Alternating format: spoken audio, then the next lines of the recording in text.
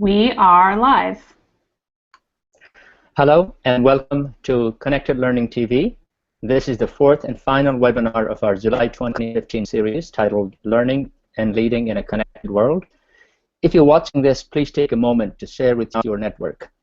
I'm Sharma, and I teach writing and rhetoric at Stony Brook University in New York.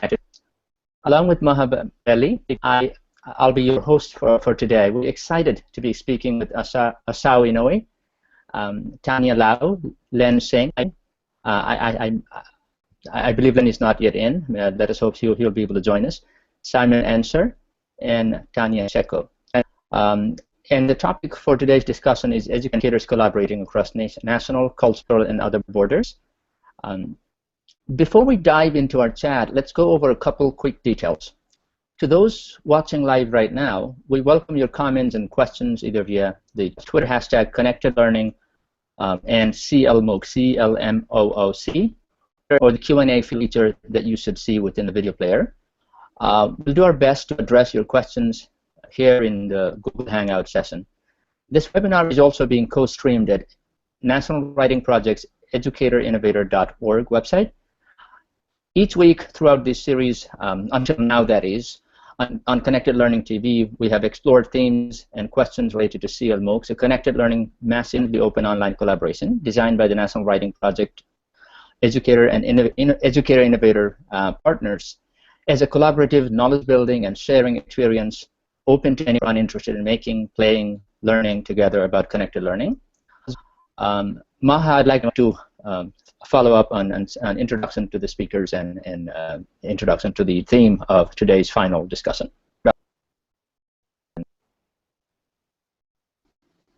Hi, I'm Bali. I'm at the American University in Cairo, and I'm an associate professor of practice there. And I'm also co-facilitator of EdContexts, which is, sort of the partner for this conversation and the topic of this hangout, educators across contexts. And so before we get into the discussion, I'd like to give everyone a chance to introduce themselves. And we've got a really wide range of contexts just among the few of us over here. So let's start with reverse alphabetical order. So first name, so Tanya with a Y, then Tanya with an I, and then go backwards. Go ahead, Tanya. Hi, everyone. I'm Tanya Lau, and I'm an e-learning specialist working in a large government organisation. As Maha mentioned, I'm also involved in the EdContexts.org project, which is a really exciting project that we'll sort of talk about a little bit more in this hangout. I think over to you, Tania Sheko. Hi, I'm Tania Sheko. Can you hear me? Can you hear me? Okay. I'm Tania Sheko, and I'm a teacher librarian in a 9 to 12 secondary boys' school in Melbourne, Australia. So right at the bottom of Australia.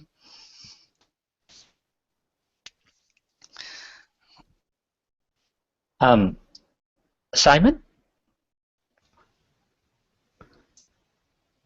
Hello everybody, I'm Simon. I'm not very good with things like alphabet or math, so I wasn't quite sure I was going to be next. So that's me. So I'm Simon, and I'm from France, but I'm English. Sort of English. I've been in France half my life, so I'm not quite sure if I'm English or French.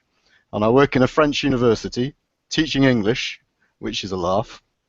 And I work with a lot of different countries, and we're trying to mess up a bit how we teach languages because I think it needs messing up. So that's what I'm doing.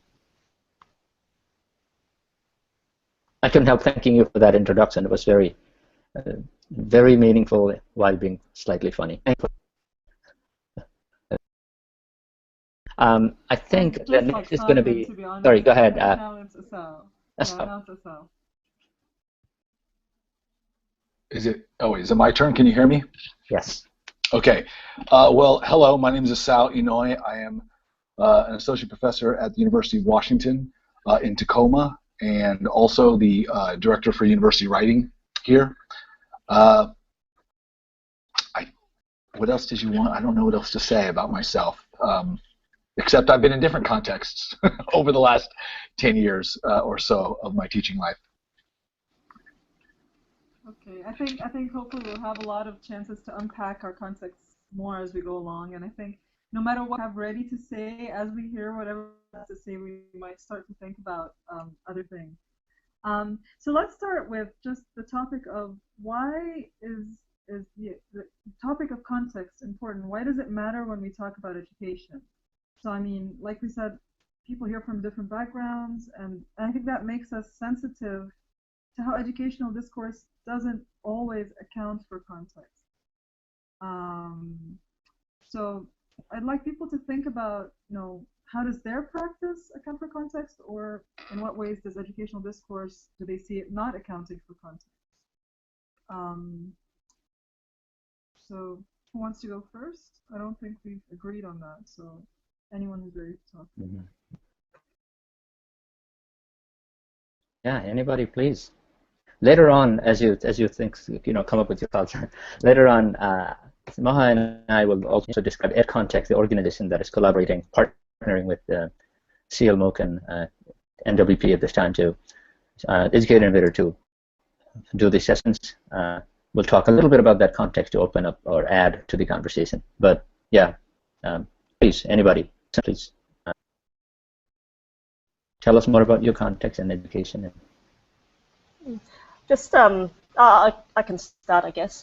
Just talking sort of, I guess, quite broadly and generally, I guess, at its core, it's about sort of understanding sort of where your students are coming from in terms of, and you actually need to have an appreciation of that context in order to be able to actually design appropriate learning experiences that are meaningful to them.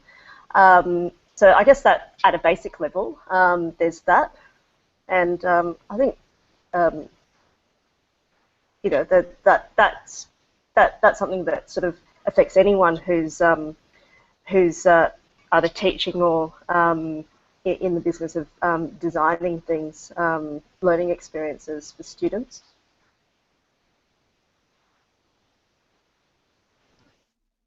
Okay. Do we just talk? Do we just go ahead and say something if we want to respond or add? Context is one of those funny words that we use a lot in education because it can mean a whole bunch of different things, especially in terms of thinking about how does context affect one's pedagogies, or how does it affect what one does when one assesses, say, a writing program. Which are usually the things that I'm concerned with. Context is, of course, very important, and I don't think anyone would disagree with that. But I think we often use it as this large bucket to mean just about everything that we could take into account when we talk about pedagogy. So I'm usually telling or asking folks to consider exactly what they mean by context when they're trying to understand, say, how do I teach these particular students in this particular university or college or school this particular curriculum? So I have found it really helpful to do a kind of inductive approach. So instead of thinking about bringing things in, I think about having things bubble out or up from the students, whatever we have. So I've never really been a big advocate of finding the quote unquote best and brightest. I'm really much more interested in teaching the people who are here. So for me, the inductive approach tends to work better. That's being really, really general. But so to be a little bit more specific about what I mean by rethinking context, for me, because of the work I do, it's really all about race. For me, I realize there are other dimensions of difference and other dimensions of oppression and things like that we could talk about or that we could look at. But I'm not a specialist in all those other areas. So I've done most of my work in terms of race and racial formations. And so those are the things, that's the stuff that I tend to want to look at more carefully in my own writing programs and in my own classrooms because they tend to be in a U.S. context ones that are really vital and important. So for me, context is always this kind of a word that you have to put an asterisk by and then explain exactly the kind of context we're talking about, you know.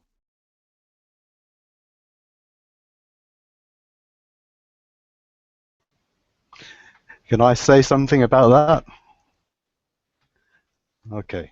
I found it really interesting that you use the word bucket, because I think that this is the thing which, when I thought about the word context, my immediate reaction was to think in terms of something which surrounds us. Whereas in fact, when I looked at the development of the word, it actually came from a word which meant to weave. And I think that in my practice, this is what I want to bring out, is how we are weaving constantly these contexts, which we perhaps think of something as bounded, but in fact they're very dynamic.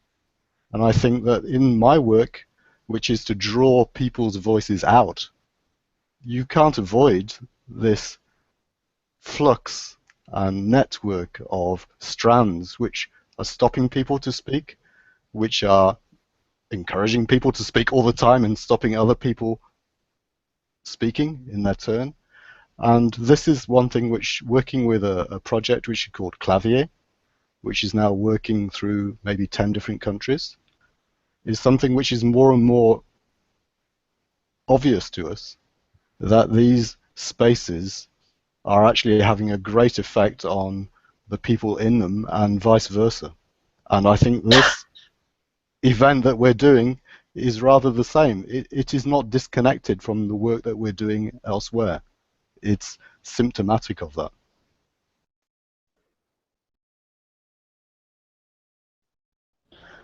Tanya, did you want to add or follow up to that?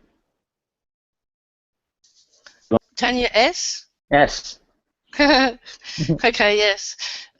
Yes, I agree that the word context can have so many different meanings.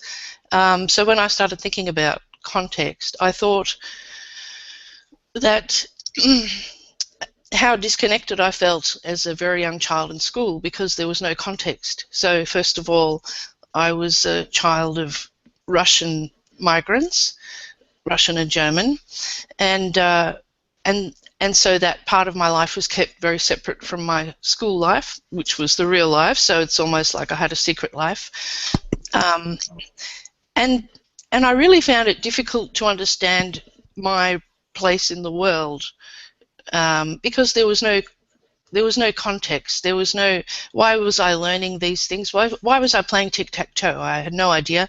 No one else was asking that question. I was never able to articulate the fact that I had these thoughts or that I did lead a double life. And so I was interested when my own children started preschool in a Montessori school that they immediately had a context. For example, they had a puzzle which was a map of the world, and each little country had a tiny little, I can't really say, like a handle, so it was in order to develop fine motor skills, but they had a sense of where they were in the world, and I thought that's really helpful. And then they had story time that situated people in the history of the history of the world. So I think from an early age it's important to understand that children do need that context to be situated, and if we talk about learning and not teaching, then that comes from the person, the individual, and the individual's background. So whether it's coming from a different country or speaking another language or anything else. Can I quickly add a dimension to the notion of context that we're talking about here, while also introducing, and I'll ask Maha and Tanya to add more, the little grassrootsy organization or network of teachers from around the world that we have started put together in the last few years.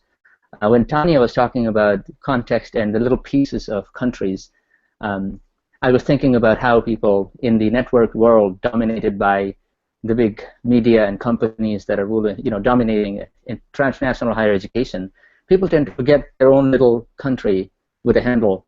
They don't seem to have a handle. They don't seem to realize that I'm here. I'm limited by my context, by my perspective, by my upbringing, by my knowledge, by my cultural and epistemological worldview, right? It's as if you're out there on the internet, that you are everywhere. You're not everywhere. You're still here. That everybody else is not able to understand you. You're still talking your language and your jargon. It was in 2012, I think, when Maha and I started talking about the big X-MOOCs, where star professors from global metropolises discovered, it seemed as if they just discovered YouTube. I'm not kidding. And for many years, it looks at it as if the big star professors had not really paid attention to YouTube. They were like, what? Well, I don't like the U. I need a MeTube. And a bunch of computer science professors around 2011 gave them, hey, here's a MeTube. You know what that was? That's MOOC, the X-MOOCs. It was a MeTube in the sense that they would enter this tube and travel back in time.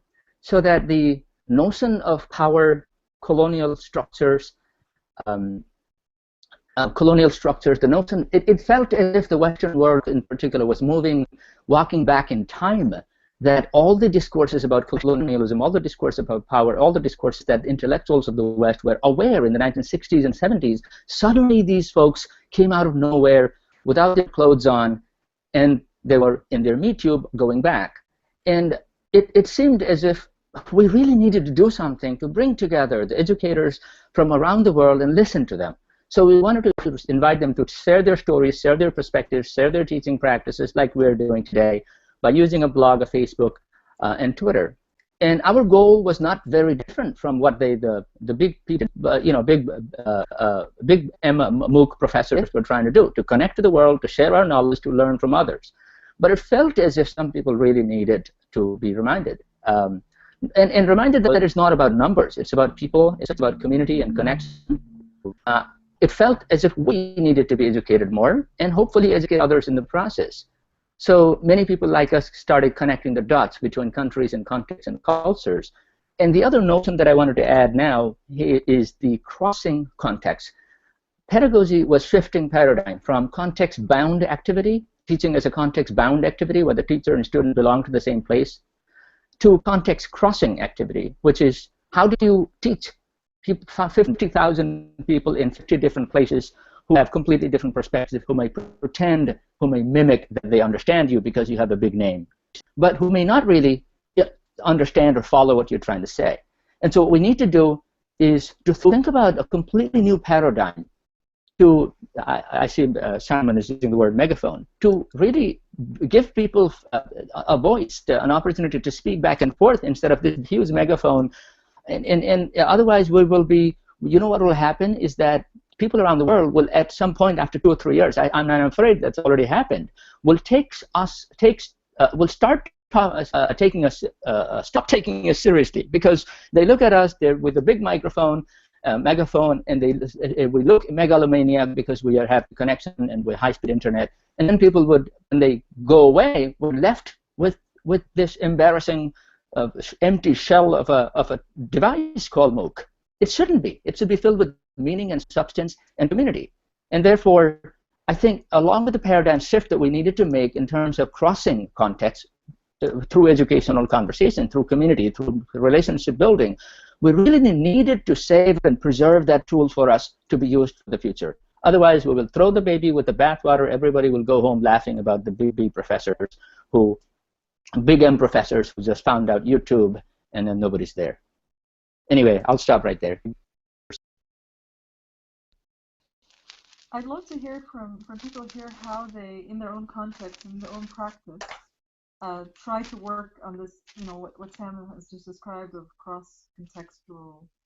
How do you, for example, I know Simon and Claudia, you're talking about language learners, and they all come from different contexts, and they don't live in the same place. How do you deal with that?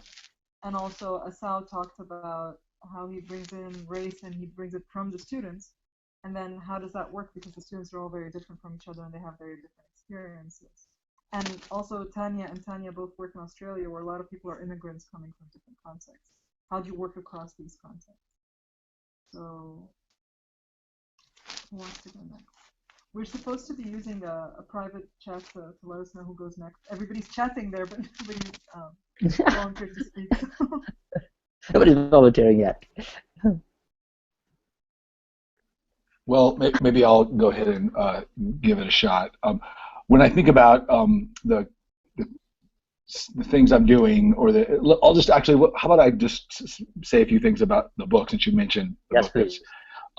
So the book is really making an argument about understanding the writing classroom as an ecology, and it's not.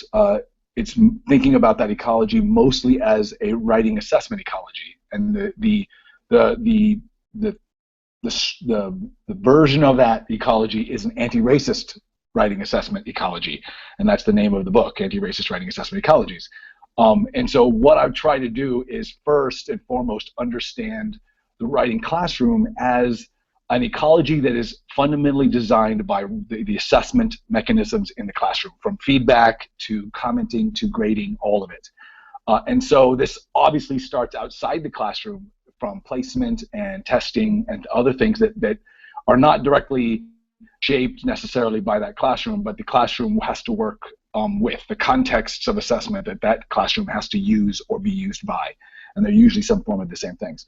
So in all of my contexts and all my the sites that I've worked for on Fresno State for this and here, they've been majority minority, if you will, which means that most of the students that are in the classrooms are students of color, and most of them are working class, and most of them are working as well while they're going to school. So they're they're not really the main. They're not the traditional, I guess. I mean, I don't even know if that's really a good term anymore, traditional. Nevertheless, they have lots of complex things that they bring into the classroom, and so the book is about thinking about ways in which we can redesign writing assessments so that it makes better ecology in the classroom for learning.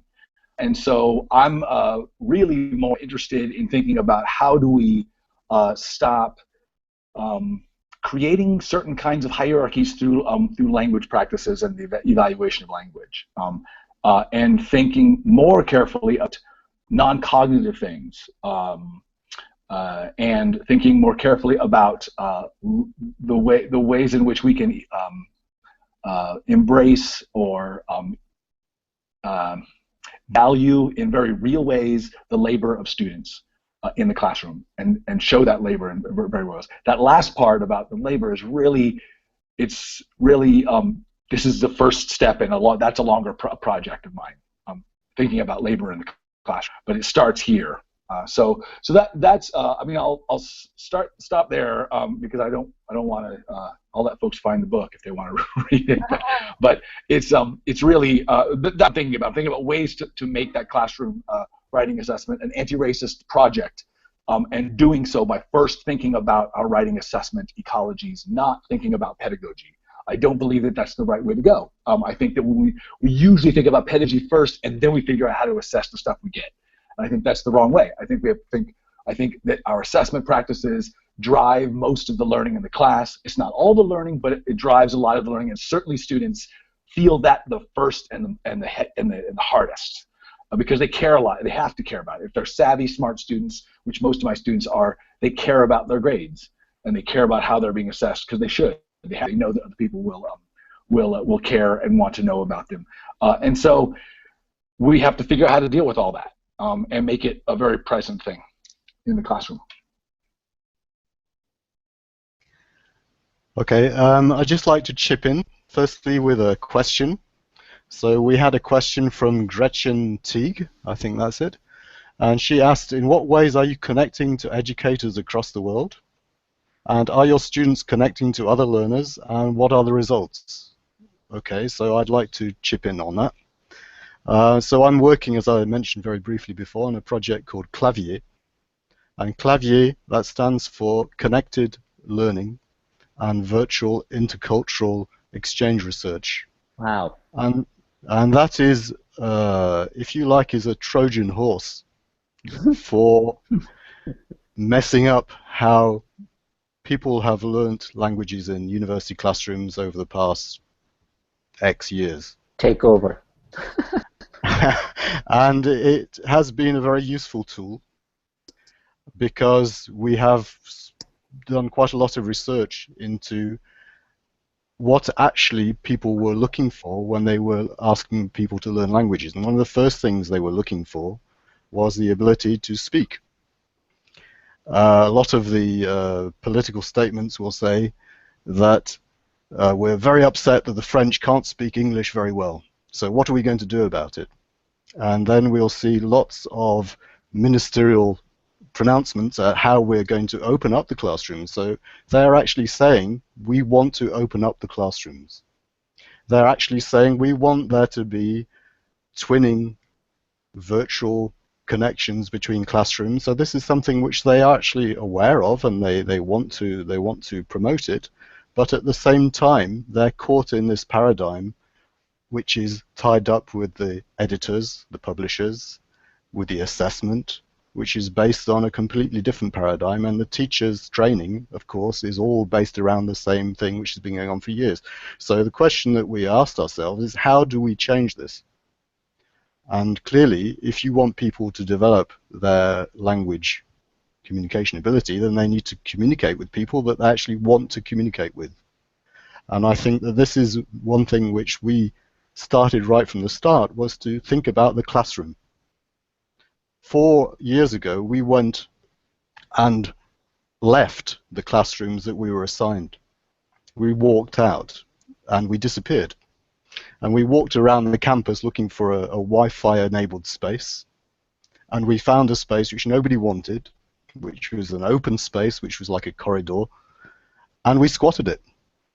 And after about 2 weeks, the administration discovered that we had abandoned our classrooms, and we were actually taking up space which was then in between different departments, and they weren't quite sure who was in charge of this, and to such an extent that we actually are still there 4 years later. And with the help of our colleagues in other universities, in Warwick University, in Krakow, in Poland, in Finland, in other countries which I can go on about, we have gradually been using these levers to demonstrate that if you actually enable students to speak with people that they actually want to speak with, that's to say people of their age, using the tools which they choose, not ones defined necessarily by the university, so that's another thing. So using tools which maybe I want to write a letter. I don't feel comfortable with the internet. I want to use Facebook. I want to use Skype. I want to use email. Using the tools which they choose to have the conversations that they want about the subjects which they want to converse about. And through that, we've been able to change the assessment. So the assessment now no longer is based on the classroom. It's no longer based on our content. It's based on the students' research and the students' development and the conversations which they have with other people who share their interests. So this has been a little revolution, because suddenly other teachers are actually in our local environment are beginning to realize that yes, this actually does speak to them too, because our students, strangely, are working. And that didn't used to happen. They're actually investing huge quantities of time to produce videos on YouTube for exams, which then become another little Trojan horse for a future generation who will then see, ah, yes, well, maybe I can do that. Maybe I can go to Poland. Maybe I can go to the UK. Maybe I actually count for other people. And this is the other interesting thing, is that our university in France is based on a system which means that anybody who's a baccalaureate goes to university. When they have conversations with people in the UK, the people in the UK, they have to pay £9,000 per year to go to this university, Warwick University. So clearly the contexts are not at all the same. And that is a great dynamic force for these kids that we're teaching who have never met people like that, who've never met people who've traveled around the world, who've never actually had these experiences. And generation after generation, the students are coming back and they're speaking to other learners, and gradually our networks, our communities are growing, and things are really changing. It's extraordinary. I just want to finish with one thing. The issue of space. The learning space, widening out, making it a space where even somebody who doesn't want to speak in a classroom can have their voice in their house, or they can write because they're choosing to do that. That's one thing. So the assessment was really key. Another thing which was key was to break down the one teacher, one classroom, because that is just death to any innovation or any conversation. If you wanted to stop any conversation at all, you basically design classrooms as we designed them over the past 100 years. You stick one teacher in one classroom, and you have an inspector who goes up and down the corridor to make sure there's not too much noise. Well, we've turned it on its head. We now have 2 or 3 teachers working with 60 students who make lots and lots of noise, and not only they make lots of noise physically, but they also make lots of noise virtually, and that noise resonates year after year after year, and it's to an extent that the last conversation I had in August was with other colleagues in other disciplines who are then cottoning on to this idea that, yes, we need to rethink learning, because the kids in this university, it's not because they go to Clermont-Ferrand University that they have a ticket to a nice life. They don't have a ticket, they just have a piece of paper. So they have to rethink the whole thing. And I think that this is what that we're doing at the moment with us together is crucial. This is no longer a banking system of education. It's in debt. I'll stop. Can I add a quick thing, and then I'm going to ask Tanya to share more about the blog that came up in this conversation before. To respond to the question from our audience up there about how we engage our students, for most of my classes, I've always connected them to authors and scholars, but also students, fellow students around the US. And in the last few years, I've actually taken that transnational by connecting them to my colleagues in the EdContexts and other cross-cultural transnational communities and students in other parts of the world. That's one way of doing it, is virtual conferencing during class time, if time zones and other technologies permitting. But the second strategy is to use blogs and other devices like Simon was talking about. I think Tanya has more to say about that.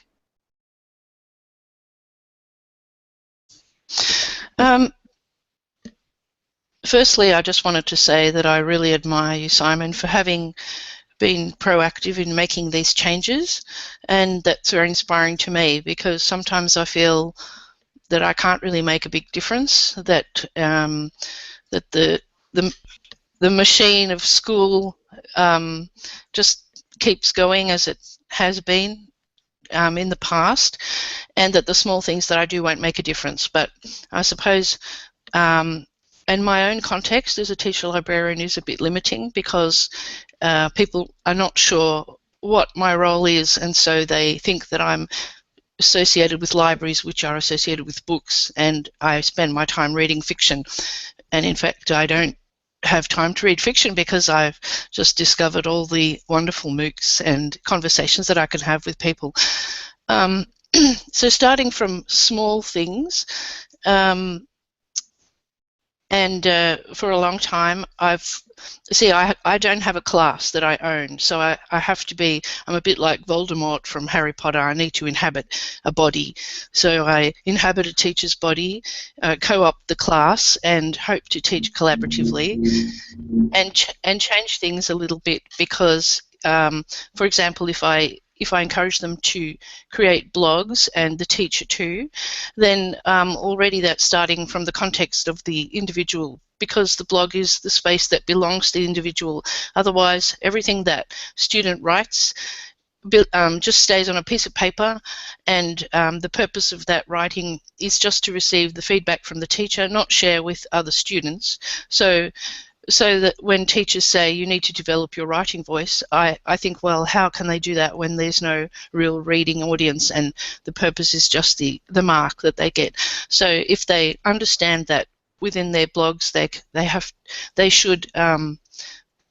should view them as their own space, and I teach them the importance of developing their bio so that there's something about them that other people who find them can understand a little bit about what they're interested in, what their backgrounds are. And then, strangely enough, I connect them with their class colleagues, because that's not even happening. So the class, for a change, is actually the students are learning about each other in their own class, and that wasn't happening before. And then I share what they write with my own communities on Facebook or Google Plus or Twitter or Scoop It, and then they realise that real people come in.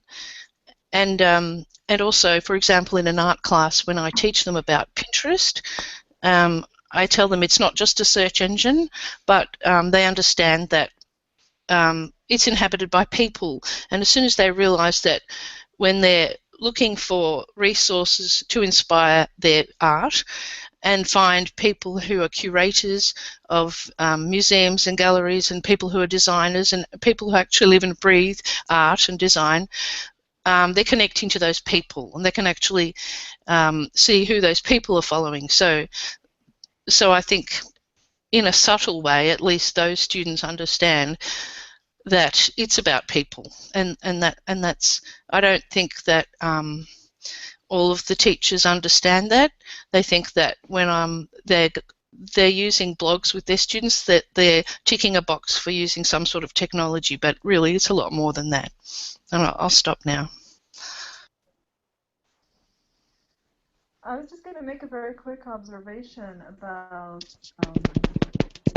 how across Asao, Simon, and Tanya, there's this focus on the actual students, and then there's also the focus on authentic learning experiences. Like both Tanya and Simon were talking about how the students want to connect in authentic ways with each other, and that those ways are usually outside the structure of what normally would happen in the educational institution. And Tanya's talking K-12, and Simon is talking university, but it's actually it's this moving outside of that and talking to real people. And what Sam does with his students is he connects them to people outside the class as well. I'm going to move over to Tanya Lau now to talk about what we do at EdContexts. Hi, thanks, Maha. Yeah, I sort of found what Tania Sheko was just saying there about student blogs and how student blogs are kind of, the student's place. Really interesting in the context of what we're actually trying to do at EdContexts as well, because I guess at the root of that, what it is we're basically trying to encourage educators to share their own stories about their practices and what they do within their own teaching context. And it's a similar thing that Tanya Sheko was talking about in terms of providing educators with a voice, but also then being able to actually share that voice and amplify that voice across our own networks, and in doing so, sort of bringing other people into the conversation. That's sort of a lot of what I've kind of learned about being involved in EdContexts. And I guess the other thing is that it's also an appreciation of the fact that you don't necessarily have to be an educator in order to actually share a perspective about learning or teaching. And we've had something that kind of made me really realise this was when our friend, our MOOC friend, Tony Rose Pinero, was talking about. Feel free to respond to the child. That's okay. Absolutely. Sorry. Feel free to respond to the child. It's okay. Isn't that someone on your side? Oh, okay. Yes. Oh, you can hear that. Yeah. Don't worry if you need to Hold respond. on a sec. Yes. We'll continue. Yeah. Don't worry. Sorry. Asao, you wanted to say? Okay, Tanya, are you back? Okay, anyway, yeah. Yeah. Really good. Yeah, I was just going to make one final point in that. Something that sort of made me realise that you don't necessarily need to be an educator or an academic to kind of share a story about learning or teaching. Is when our friend Tony Rose Pinero was thinking about writing a post for EdContexts, and she wasn't really sure what to write about because she was suggesting that she was only a master's student, but she actually wrote a really amazing post for us, and it was really just about her sort of experience as a student and kind of finding her way in the world, I guess what it made me realise is that we all have a perspective on learning and teaching. We're constantly sort of in everything we do, we're sort of in a context where we're sort of learning, even in conversation, everyday conversation, as parents, as roles that we sort of have within our organisations, and as friends and family members. So. I guess that's what we sort of try and encourage with EdContexts and looking at context in a really sort of broad way. Especially, I guess, trying to connect across context, which kind of adds a new dimension to not only one context at a time, but multiple contexts at a time when we're engaging across these borders, right? Thank you. Who wanted to add after this? I was wondering if anybody was trying to go after this. Oh, I was going to raise just something that I saw or heard in the last couple of folks who've contributed. One of the things I'm hearing is this kind of the context that at least what I'm taking from it is that it seems like most of us are thinking that the context of learning really isn't in the classroom, hardly ever. That's just a space that we are all kind of get together. But a lot of the learning, maybe most of the learning, and I really feel like in my own classrooms, I over the years have tried to capture this in some way, or work from it, or work with it, that most of the learning is happening outside the classroom. In fact, I'm sure I've told my students this about every semester or quarter. And the ways in which I try to do that, I can't remember who was mentioning it, maybe it was Tanya, about Pinterest and getting students to use or think about Pinterest in terms of research. I was just thinking about that today, in fact, because my wife and I use Pinterest for other things. But I realized that this might be a really good way to capture or get a glimpse at some of the labor of research. Depending on what Pinterest can do, I'd have to look into it more, but I was just thinking about it because I use other tools like Twitter to capture labor, and Google Docs as well, to capture labor or get students to be reflective about the labor patterns and the labor practices that they do when they write and when they provide feedback and when they read for my class, so that we get very, in some ways, empirical about how much work we are actually doing.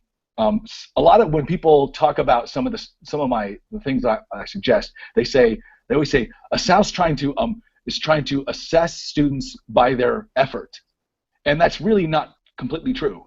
What I'm trying to do is assess by labor. That's not the same thing as effort. So I think that I'm always trying to find creative ways, and I think a lot of the technology today that allows us to see learning and reading and the labor of education happening away from the classroom is really showing how contexts cross all the time. When we're talking about learning, they cross at the diner or at the job or on the bus or at home or when children are behind talking when you're trying to do stuff. It's really I think an important part of learning, and in fact if we can tap into more of that is more of those contexts. That's one of the things that I really try hard to help with my students and look with my students to do is look at their labor journals and look at their labor tweets each week and try to figure out patterns and figure out what it is they do when they read for our class, or what it is they do when they read and respond to their peers' drafts. What physically are they doing, and what is the most productive ways in which they can do that? Not technologies, not just processes, but where are they? How do they feel? what do their bodies feel like when they're doing these things, all that, who's around them, all that kind of stuff, and we reflect upon those things. But I think things like Pinterest and Twitter and other things, I think that are just emerging will be really important in capturing this. For me, it's labor. It's capturing labor. But anyway, to me, that labor for me goes across these contexts quite a bit, because that's what we're doing all the time, right? We can call it work if we want. I don't like that term very much. I like labor because it has all these other different meanings than just work. So, but that's me. Anyway, I'll let others respond now. Okay. Simon, did you want to add the idea about Scoopit and things like that, or no? Yeah, what I would say is the following, is that what we try to do is we try to bring into the classroom area all the things which the kids can actually demonstrate competence or passion. So that could be music. So for example, we had a girl who told me that she played the guitar and she sang. Well, I thought, fine, you come in and you sing and you do something in English. And this was a moment which captured on YouTube, because this is the other thing which has been very key, is the smartphone use in the classroom, is to capture all these moments. And so we have this video of her singing to this class on YouTube. And at the beginning, all the kids are speaking, you know, oh, there's some girl who's going to sing in English. After, I think, about 5 seconds of her opening her mouth, there was a sort of shock of all the kids, and she really could sing. And so that was one example. But I think it's this business of capturing so that they can then actually share these moments with other people. And I think that's really crucial, that we teach them to capture. And year after year, the stories which we have with kids who maybe at the beginning they didn't understand what we're trying to do with them, they want a class with a book and exercises because they've been doing that for 12, 15 years, they want to have the same system. So it's very difficult to actually change. They feel very destabilized by that. Even the ones that are really bad at working within the system before. So we have to find ways to year after year to make them understand that this actually is not the classroom they're used to. This is not the learning they're used to. And that's why that capturing the stories, capturing the YouTube videos, capturing the tweets, capturing the photos of the kids up a mountain or in a swimming pool outside of the classroom, that's key. Because if you can get them in a moment where they're proud to share, you're winning.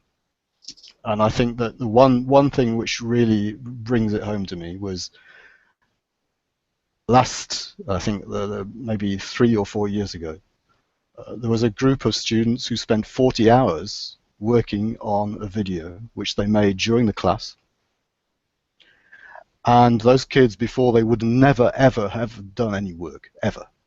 They would have gone into the exam with their anonymous amphitheater exam paper, and they would have done no work, none. They did 40 hours. I said, why did you work so much? And they said, well, because we liked it. They had never made a video in their lives. Now that video has done the tour of Europe and is going across the world because people love it. It speaks to other kids of their age. And now those people are going to, I think 3 or 4 of them are going to be teachers this year. And I think that's the key. I think that we have to view this in terms of the long term. This is not, I'm just going to do this for 1 year. This is over a period of 30 years. We have a responsibility for our grandchildren, our great-grandchildren. This is not just my class this week. So if you can capture just one positive moment, like Maha, for example, 27 seconds of singing Happy Birthday to Maha, captured on SoundCloud, changed these kids' lives. They had never ever sung Happy Birthday to somebody in Cairo ever in their lives before. It took 27 seconds. So that actually was a really good demonstration to other teachers who now we're trying to draw along to say to them, well, you don't have to change everything. You could just sing happy birthday to somebody, and that would make their lives better for, for 3 minutes. Even if it's just that, that's better than just going into your classroom and turning to page 6. So I think it's capturing those real moments where people are really happy or really sad or really angry, the moments where the students went on strike because they didn't like what we were doing, etc. Capture them, take the photos, get them to capture the photos. And when they do that, they start tweeting with Carla Arena in Brazil to say how much they love surfing. It's just extraordinary. They really understand it. If you open the door, they understand it, and then they become your best friends. I think Terry Elliott, there's a question from Terry Elliott. I'm wondering if we could ask him to sort of help us better understand the question. The question is, does breaking down through context mean breaking down of context? I was wondering if you could help us to better understand that question before we respond. Who wants to go next? Very interesting conversations here.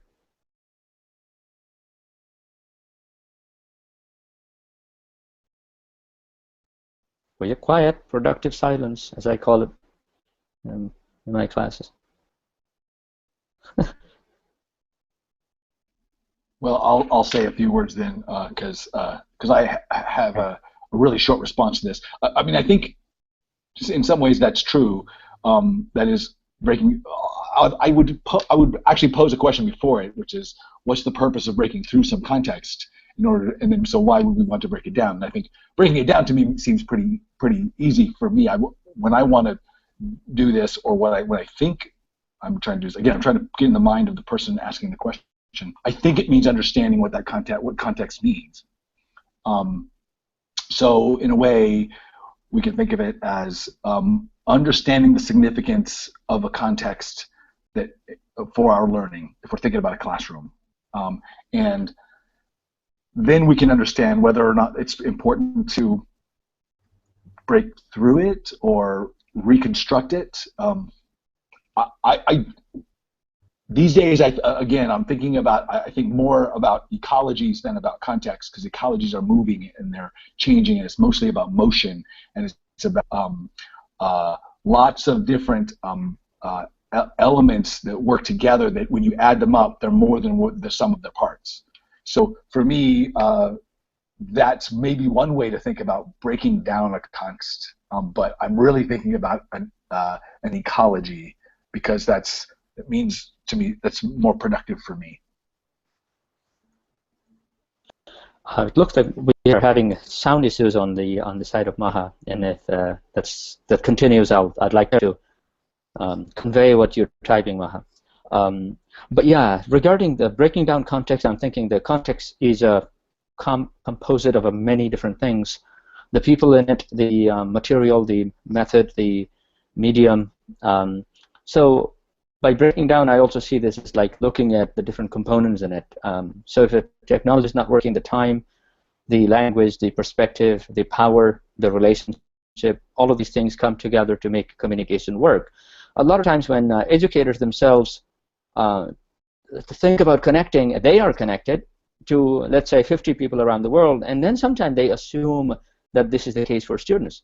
Not really, because students may be hesitating, they may be not used to it, they may not be interested, may not have the means, the connection, all kinds of barriers, and this potential is not possibility, and potential possibility is not the same as actually doing it, not privilege. So I think it goes from potential and possibility to privilege to actual actions and actual outcomes. So we should not be sort of, superficial about, oh, I'm connected. Why not? I have friends around the world.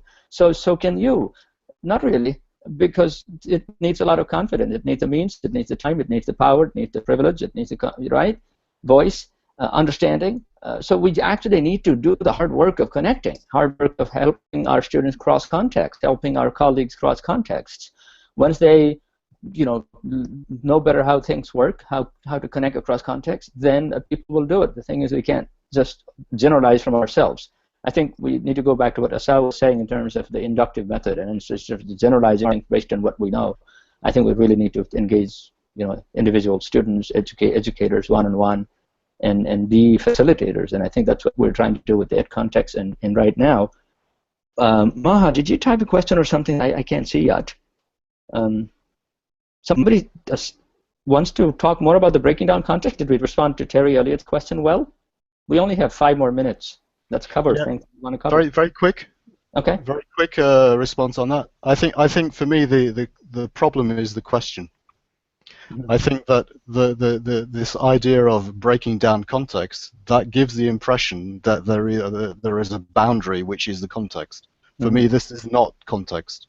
For me, context is a series of strands which are moving through a space at a particular moment of time. This could be one example.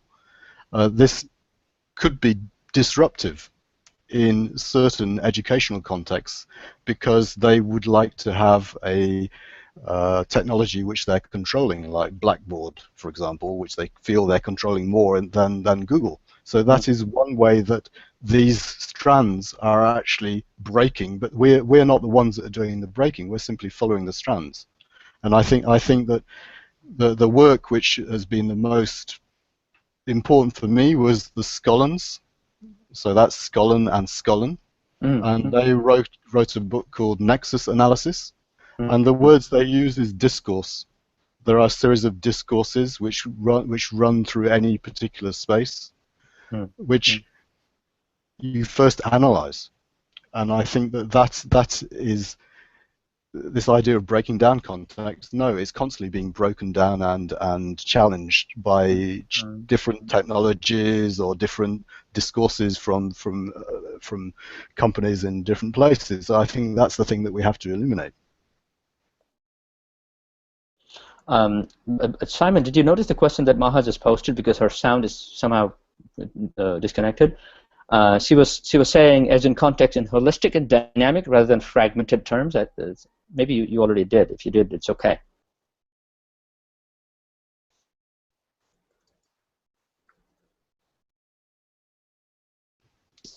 I'm not sure the word fragment is the one that I would use, because fragment has this idea of it's broken into pieces. No, I think it's a question of strands which are moving through a particular space at a particular moment in time at different speeds. Anyone else? Yeah. We do have 2 more minutes. Yeah. I'll just add to what Simon said. I think I like that, and I think that's probably the best way that I've tried to think about it.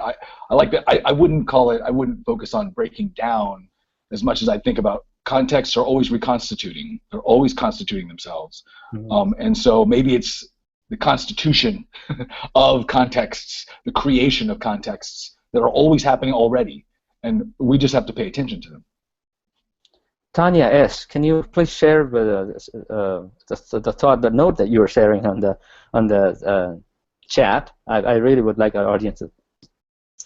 Oh, I do agree that a context is something you have to pay attention to. So it's always there, but how often do we actually see it? And in terms of teaching and learning, our context is the individual, the student, and the learning, and it's coming from the inside. It's coming from that core, and of course, the student has many contexts, and I think that as soon as we allow our students to articulate their own contexts, then they're going to connect. Then they can have real conversations. But unfortunately, from what I see, it's all about teaching content. It really isn't about coming from the student, and I'd like to see more of that happening. Any concluding thoughts, notes, reflections? Other colleagues, please.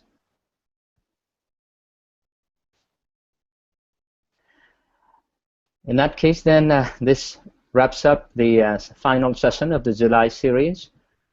Thank you, everyone, for a great conversation, and thank you to the audience listening to us and audience in the future who will listen to this video. There will be a full video recording of the webinar available immediately on www.connectedlearning.tv with other curated content.